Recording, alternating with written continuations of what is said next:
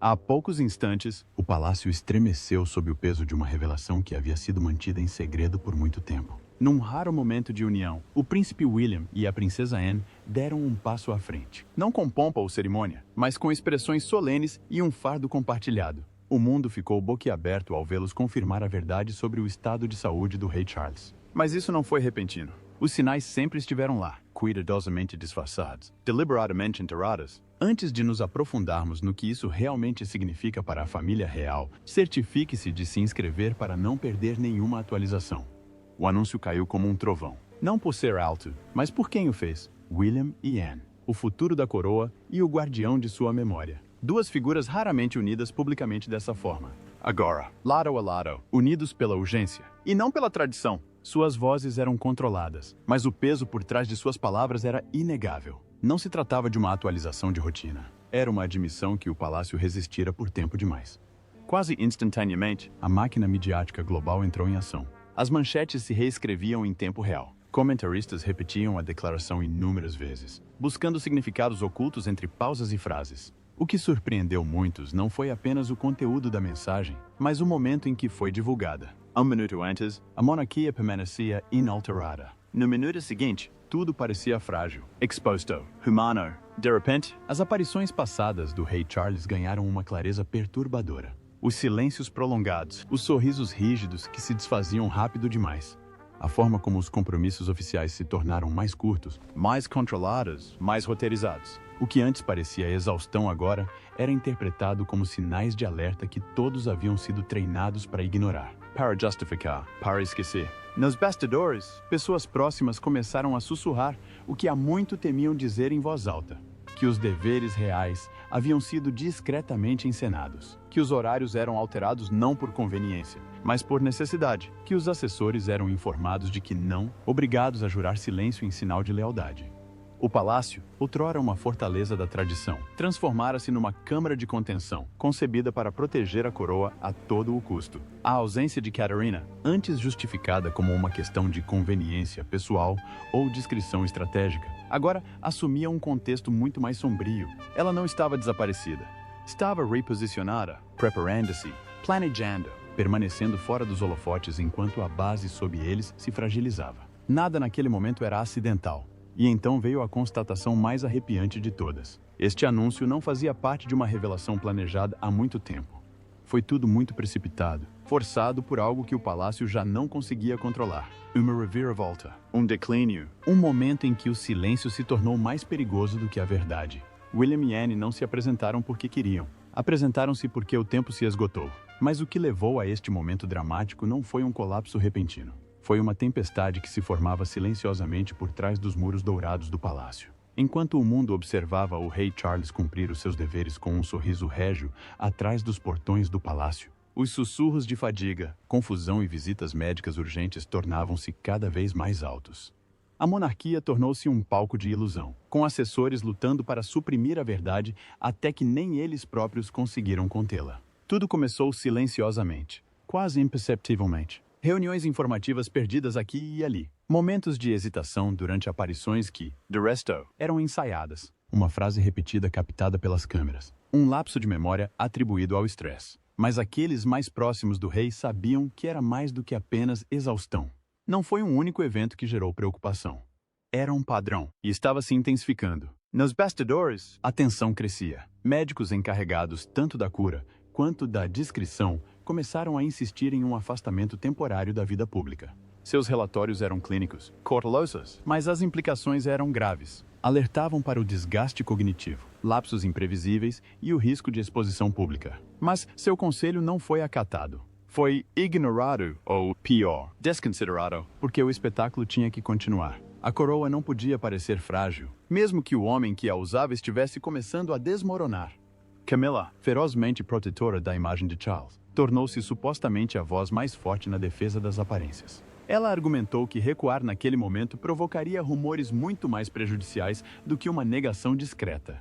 Ela pressionou por compromissos mais curtos, declarações cuidadosamente elaboradas e uma equipe de assessores treinada para intervir discretamente. Por um tempo, funcionou. A máscara resistiu, mas por pouco. Não querendo ser cúmplice do silêncio, a princesa Anne começou a manter seu próprio registro privado. Assessores próximos notaram que ela saía mais cedo de jantares ou faltava a recepções públicas, muitas vezes retornando sozinha à sua residência apenas com anotações manuscritas em mãos. Ana não estava apenas preocupada. Ela estava documentando, observando cada irregularidade, cada lampejo de confusão, cada momento que confirmava o que ela temia. Seu irmão estava definhando e o palácio fingia o contrário.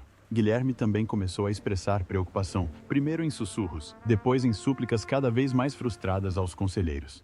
Ele confidenciou aos mais próximos que a saúde de Carlos estava se deteriorando mais rápido do que qualquer um estava disposto a admitir.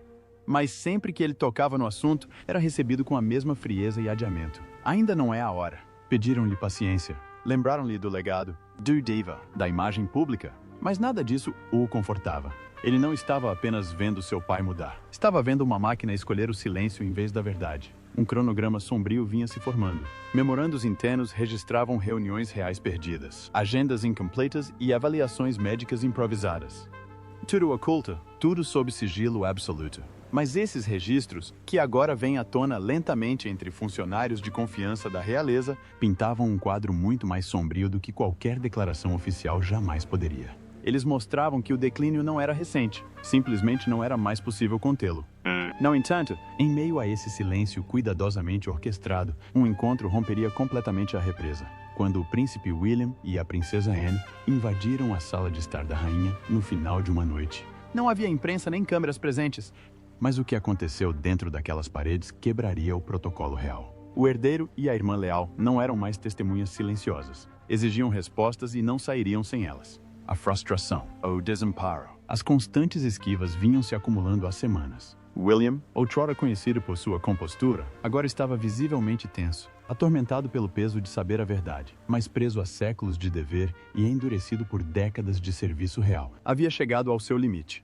Juntas haviam reunido observações particulares suficientes, informações médicas fragmentadas e a constatação da acentuada deterioração que todos fingiam não ver.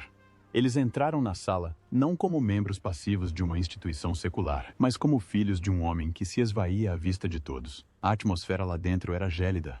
Camilla, já informada de suas intenções, manteve-se firme. Atrás dela, alguns assessores e médicos do palácio, convocados a seu pedido, tentavam manter o controle, mas não havia como impedir o que se seguiu.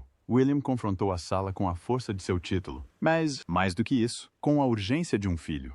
Sua voz falhou, não por fraqueza, mas por meses de silêncio usados como arma contra a realidade de seu pai. Ele exigiu transparência. Anne não disse nada a princípio. Simplesmente colocou um caderno de couro gasto sobre a mesa.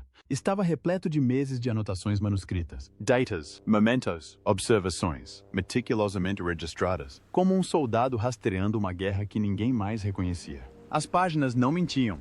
O estado de saúde de Charles estava se deteriorando, e todos eles haviam assistido a tudo acontecer em tempo real. Camilla reagiu, acusando-os de exagerar, de não compreender o peso da realeza. Ela insistiu que o pânico público só pioraria a situação, que a monarquia precisava parecer forte, não importando o custo. Mas Anne não tinha tempo para jogos diplomáticos. Ela disparou, a voz cortante, carregada de fúria contida. Não se trata da coroa, trata-se do homem que a usa. A tensão explodiu. Mais tarde, circularam rumores de que, enquanto as vozes se elevavam e as mãos batiam na mesa, um retrato emoldurado da falecida rainha caiu no chão. Alguns acreditavam ser um presságio, outros chamavam de coincidência. Mas para os presentes, parecia que o próprio ambiente tentava se comunicar. William, com a paciência finalmente esgotada, desabou. Suas palavras, relatadas por um funcionário abalado, ecoaram pelos corredores do palácio mesmo depois de sua saída. Não podemos mais mentir para o mundo. Não sobre isso. A equipe de comunicação da família real, pálida de pavor, pediu adiamento. Imploraram por tempo para elaborar a narrativa com cuidado, a fim de minimizar as reações negativas e manter o legado intacto. Mas William não hesitou. Deu-lhes um ultimato. Ou a verdade seria revelada, ou ele mesmo a revelaria, com ou sem permissão. À medida que os ânimos se acalmavam e as decisões eram tomadas, uma pergunta permanecia. Como contar ao mundo que um rei está perdendo o poder? Camilla, a rainha consort, não estava disposta a perder o controle. Enquanto William e Anne preparavam sua declaração pública, ela lançou um contra-ataque silencioso, que dividiria ainda mais a família. Mas será que sua motivação era a preservação ou algo mais sinistro? O anúncio, agora inevitável, representava uma ameaça a tudo o que Camilla havia construído desde que adentrou o núcleo do poder real. Para ela, a coroa era mais do que um símbolo. Era uma fortaleza. E o Rei Charles, embora visivelmente em declínio, continuava sendo sua figura emblemática. Permitir que o mundo o visse desmoronar seria, aos seus olhos, desmoronar a própria monarquia. Assim, enquanto Anne e o William avançavam com um plano de transparência, Camila começou a construir sua própria contranarrativa, cuidadosamente elaborada para silenciar a tempestade. Fontes internas relatam uma intensa movimentação na Clarence House nos dias que se seguiram ao confronto. Camila, cercada por seus confidentes mais próximos, teria exigido que todos os compromissos agendados fossem mantidos, mesmo que modificados nos bastidores. E-mails internos vazados revelaram uma estratégia perturbadora. Fazer com que as aparições de Charles parecessem espontâneas, descontraídas e, acima de tudo, lúcidas. A equipe foi instruída a acompanhá-lo discretamente, ajustar seus discursos e controlar rigorosamente os ângulos das câmeras. Cada movimento foi ensaiado, cada palavra minuciosamente analisada. O que chocou muitos no palácio, no entanto, foi a revelação de que Camila havia ignorado completamente os canais de comunicação tradicionais. Sem o consentimento ou conhecimento de Williams, ela teria contratado especialistas externos em relações públicas para assessorá-la na imagem da família real. Não profissionais de longa data do palácio, mas empresas privadas, acostumadas a lidar com escândalos corporativos e crises de celebridades, não com deveres reais. Foi uma atitude ousada e controversa, que causou grande preocupação entre os principais assessores da monarquia. Em resposta à crescente especulação da mídia, o círculo íntimo de Camila ordenou um apagão midiático temporário. As atualizações públicas sobre a agenda do rei foram suspensas. Os comunicados de imprensa tornaram-se vagos. O acesso foi negado. A princípio, pareceu uma pausa tática, mas à medida que o silêncio se aprofundava, a suspeita aumentava. Jornalistas começaram a fazer perguntas incisivas. Por que Charles não discursava mais em seus compromissos? Por que eventos ao vivo estavam sendo gravados com antecedência? O apagão teve o efeito oposto. Não reprimiu a curiosidade. Pelo contrário, a inflamou. Nos bastidores, as tensões ressurgiram. Desta vez, entre Ana e Camila. Segundo fontes do palácio, Ana confrontou a cunhada num corredor privado. Sua voz era baixa, mas incisiva. Esta coroa não é sua para proteger, disse ela, fria e resoluta. É dele, e ele merece dignidade, não ilusão. O confronto foi breve, mas a mensagem foi clara. Ana não permitiria que uma imagem falsa encobrisse a verdade sobre seu irmão. Então veio o momento mais revelador de todos. A renúncia do mordomo de longa data de Charles. Um homem que servira ao monarca com lealdade silenciosa por mais de 2 décadas. Sua partida não foi marcada por gentilezas reais. Ele se despediu com uma única declaração incisiva a um confidente próximo. Não participarei de uma mentira. Essas palavras causaram tremores nos corredores do palácio e confirmaram o que muitos temiam, que a verdade estivesse sendo enterrada sob o protocolo. Mas, enquanto as portas do palácio se fechavam para a guerra interna, o mundo já notava rachaduras na fachada real. Eles pensaram que conseguiriam manter tudo em segredo, mas o público, com seus olhos atentos, investigadores incansáveis nas redes sociais e ex-funcionários, começou a ligar os pontos. A ilusão perfeita do palácio estava desmoronando sob o peso de suas próprias mentiras. Tudo começou online, como costuma acontecer numa era em que nada permanece verdadeiramente oculto. Uma série de vídeos curtos e desconexos do rei Charles em compromissos recentes foram reunidos por usuários anônimos. O que emergiu foi uma fala hesitante profundamente perturbadora, perda do fio da meada e um, agora inconfundível sinal de confusão que aparecia com crescente regularidade. Essas não eram anomalias isoladas, eram padrões, e o público começava a perceber o que o palácio tanto tentara controlar. Vídeos virais do TikTok que dissecavam esses momentos acumularam milhões de visualizações da noite para o dia, quadro a quadro. Eles revelavam a luta do rei, tropeços sutis, pausas prolongadas e expressões que denunciavam sua desorientação interior. Os comentários explodiram em preocupação. Ninguém está falando sobre isso? Tornou-se um grito de guerra, ecoando por tópicos e linhas do tempo. O silêncio antes reverente em torno da saúde da família real havia se rompido, e por essa fenda inundou uma onda de escrutínio. Então veio a postagem que mudou tudo. Um EMA anônimo apareceu no Reddit, alegando ser de um ex-funcionário do palácio, verificado apenas pelo momento. Tome detalhes dolorosamente específicos. O tópico viralizou. O autor não revelou tudo, mas o que compartilhou foi suficiente para desencadear uma tempestade.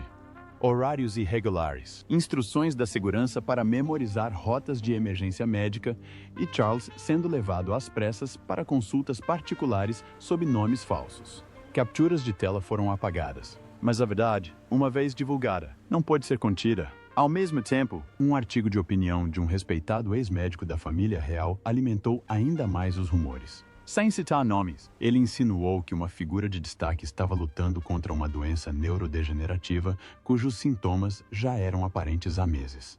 O subtexto era claro para qualquer um que prestasse atenção. E assim, de repente, o silêncio médico que antes protegia a monarca tornou-se cúmplice na erosão da confiança pública. Os correspondentes reais, tradicionalmente cautelosos em relação ao alcance de suas investigações, de repente se viram encorajados. Começaram a questionar as declarações oficiais do palácio em transmissões ao vivo. Cruzaram informações sobre os fatos. Confrontaram a equipe de relações públicas, que não tinha respostas e oferecia menos explicações. A estratégia de manipulação não funcionava mais. Cada negação era recebida com perguntas ainda mais incisivas. Cada silêncio, interpretado como confirmação. E o público não estava mais apenas assistindo, estava agindo. Manifestantes começaram a se reunir em Windsor, em frente ao Palácio de Buckingham e até mesmo perto de Balmoral, segurando cartazes com os dizeres: "Temos o direito de saber e a verdade prevalece sobre a tradição." Exigiam transparência. Não eram antimonarquistas. Eram cidadãos leais, implorando por honestidade, pela dignidade de um homem que admiravam e pela integridade da instituição que apoiavam. Encerrados pela verdade e movidos pela culpa, William e Anne sabiam que era hora de acabar com a farsa. 26 de dezembro. O mundo prendeu a respiração. William e Anne, lado a lado, rostos pálidos, mas resolutos, posicionaram-se diante das câmeras. Sem alarde, sem pompa real, apenas duas vozes, trêmulas, mas firmes, proferindo uma verdade que mudaria a monarquia para sempre. Horas antes da declaração, o palácio estava silencioso, mas não imóvel. A portas fechadas, William e Anne ensaiaram as palavras que nunca quiseram dizer. Relatos indicam que eles se emocionaram mais de uma vez, afastando-se em silêncio para se recompor. Não se tratava apenas de protocolo, era algo pessoal. Não estavam anunciando uma atualização sobre a realeza. Estavam expondo ao mundo uma dor que haviam tentado conter por tanto tempo. Cada frase era um golpe. Cada pausa, um grito que haviam engolido por tempo demais. No entanto, quando as câmeras foram ligadas, lá estavam eles, carregando o peso de séculos. A ausência de Catarina era notável, um detalhe que não passou despercebido pelos observadores. Alguns especularam que se devia ao desgaste emocional. Outros acreditavam que sua ausência era deliberada, para proteger as crianças do caos que certamente se seguiria. Mas a ausência dela só aumentou a tensão. Algo estava diferente. Algo havia mudado para sempre. Então vieram as palavras que destruíram a ilusão. O rei enfrenta um desafio de saúde complexo e profundamente pessoal.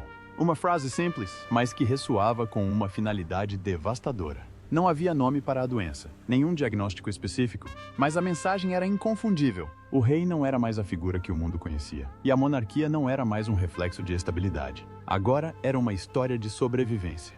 Minutos após o anúncio, um pequeno vídeo foi divulgado. O rei Charles estava sentado atrás de uma janela em Sandringham, erguendo uma mão frágil em sinal de reconhecimento. O aceno foi lento, seus olhos inquisitivos. Era para acalmar a tempestade, mas, em vez disso, partiu corações. Aquele único aceno confirmou tudo o que a declaração não disse. O homem que esperara uma vida inteira para usar a coroa agora estava à deriva, fora de seu alcance. A reação foi imediata. Nas redes sociais, emissoras de televisão e ruas da cidade, o suspiro coletivo se transformou em um murmúrio unificado de apoio, tristeza e incredulidade.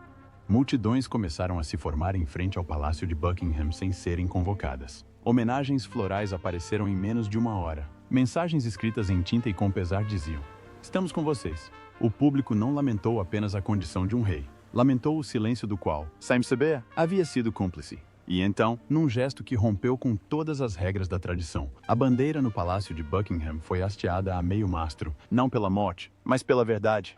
Um ato simbólico que visava honrar não o fim, mas a coragem de finalmente falar. Para muitos, marcou o início de um novo capítulo. Para outros, foi uma confissão silenciosa de que o velho mundo estava desaparecendo. Mas a história não terminou com o anúncio. O que se seguiu abalaria os próprios alicerces da sucessão. Com o monarca enfraquecido e a verdade exposta, a antiga questão retornou com urgência. Quem detém agora as rédeas do poder? A resposta estava longe de ser clara. E pela primeira vez em décadas, a família real se deparou com o espectro da transição e da divisão. Nos bastidores do palácio, o ar era pesado. O anúncio havia feito o que séculos de tradição buscavam evitar. Revelou a vulnerabilidade da coroa. E agora, com o afastamento de Charles da vida pública, a máquina da monarquia se mobilizava para responder a uma pergunta sem precedentes na história recente. Quem governa quando o rei ainda está vivo, mas não está mais presente? Os primeiros rumores falavam de uma regência, não formalizada, não pronunciada em voz alta em público. Mas o termo começou a circular entre assessores e conselheiros constitucionais como um código perigoso demais para ser dito por completo.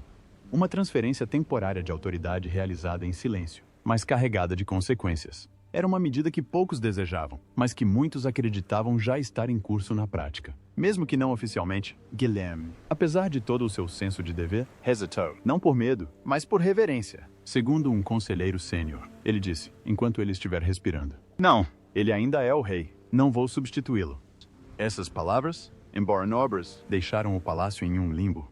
Sem uma solução clara, a incerteza preencheu o vácuo, e a incerteza gera conflitos. Camilla, já no centro de tanta controvérsia, teria sugerido a ideia de assumir uma regência temporária. Essa atitude provocou fúria imediata, principalmente de Princesa Anne, que teria saído furiosa de uma reunião privada, declarando: "Isto não é uma brincadeira de cadeiras." Suas palavras, incisivas e diretas, sinalizaram uma crescente ruptura, não apenas na narrativa pública, mas também dentro da própria linhagem real.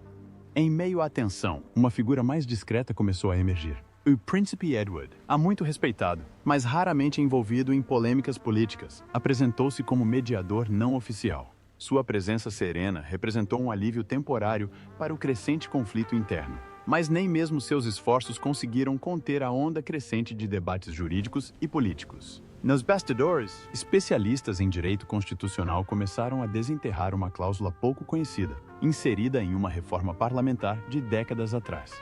Uma cláusula que alguns chamavam de cláusula de devolução real. Ela havia sido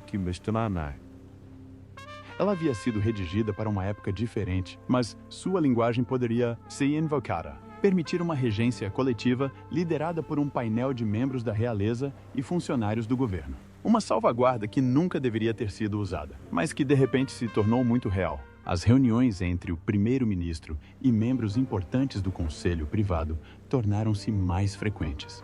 As cortinas foram fechadas. Os registros de entrada foram alterados. Independentemente do que estivesse sendo discutido, era evidente que a monarquia não estava mais se guiando pela tradição. Estava reescrevendo a história.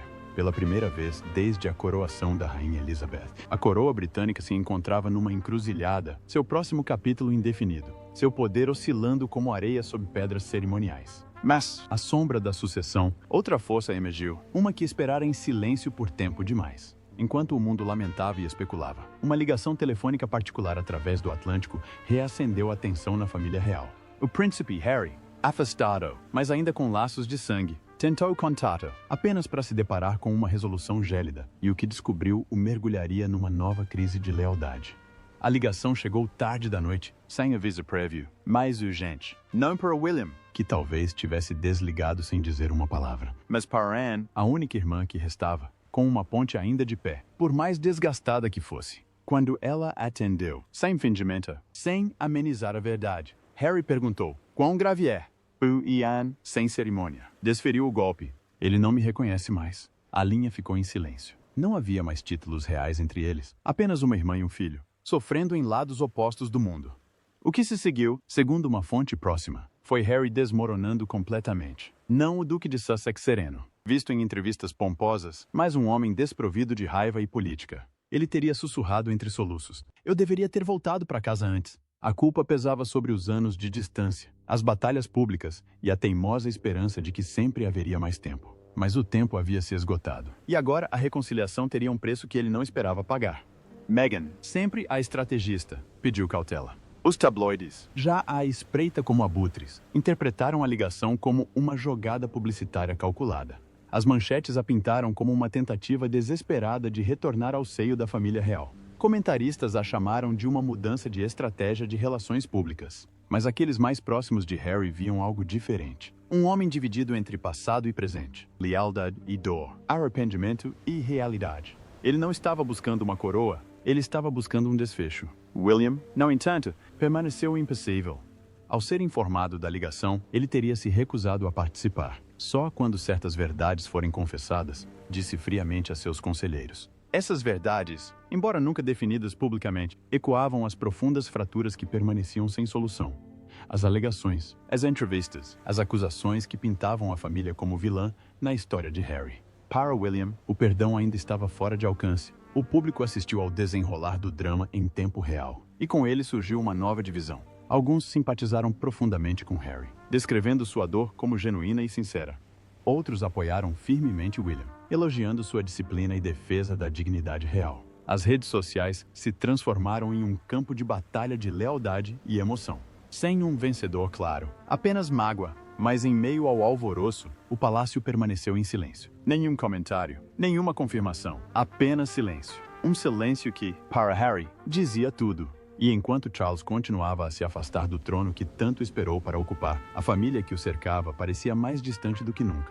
Enquanto Harry lida com o arrependimento e Charles se distancia cada vez mais, um capítulo final ainda precisa ser escrito.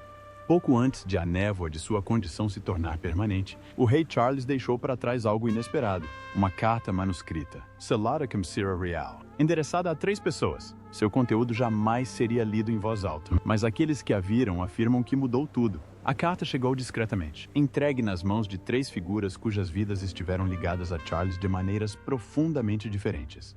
William, Anne e Camilla. Não havia assessores, câmeras ou carimbos oficiais. Apenas pergaminho, tinta e um selo que carregava o peso da história.